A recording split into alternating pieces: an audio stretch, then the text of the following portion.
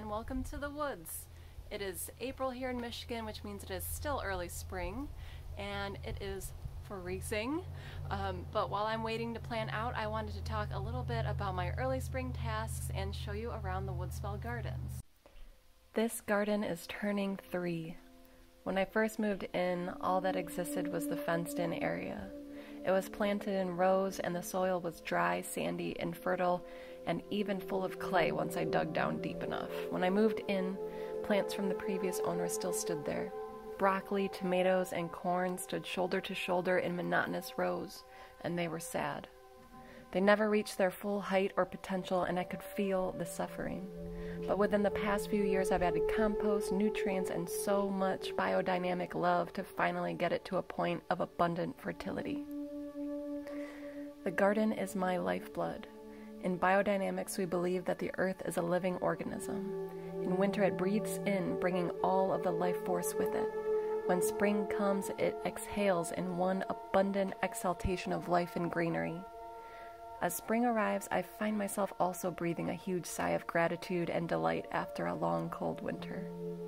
The mugwort, valerian, catnip, anise, hyssop, yarrow, and all of my perennial medicinal friends are beginning to peek through the rich compost I've showered over them. Their little leaves just tiny prophecies of the magnificent medicine plants that they will become. Inside, my little seedlings are tucked warmly away while I prepare their future beds with love, care, nutrients, and protection.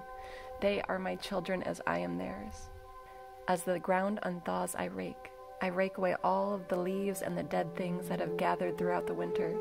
And of course, this is a never-ending process in the woods as we are cocooned amongst hundreds of deciduous trees. I pull weeds on root days when the moon is in front of the earth constellations Capricornus, Taurus, and Virgo. This helps stubborn weeds unroot easier and keeps them from returning as quickly. My hoe is my trusted tool during these times as it breaks life to make way for new life. Fresh layers of compost are spread on the annual beds that will nourish veggies, cut flowers, and annual herbs such as chamomile and tulsi. This black gold also surrounds my beloved perennials, giving them a hearty meal to sustain them through their long journey above ground in the months to come. The wood ash, a ghost of the heat that once warmed my house through the wood stove, is sprinkled across the beds. It adds potassium, but also completes the circle of ashes to ashes, dust to dust. What once helped us survive the winter now will help my garden thrive. Mulch is laid with the plethora of resources I have here in the woods.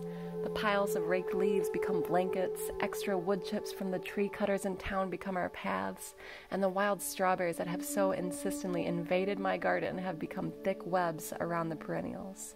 These little guardians take nothing away from the plants that are already there, but quite forcefully prevent any weeds from popping up in between, not to mention their most delicious little red fruits.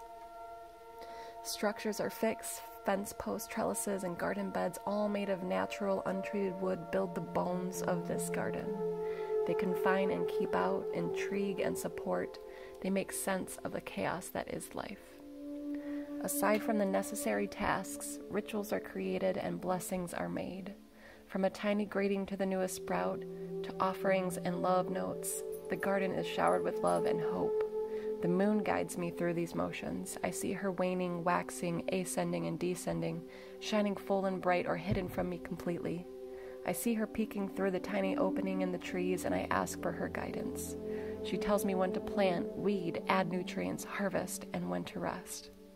The more I follow her, the more I am like her, rising and falling with the turn of the days and the seasons, a contented ocean of connection and belonging. As the garden awakens and I continue to devote my life to her and the earth, I continue to plant.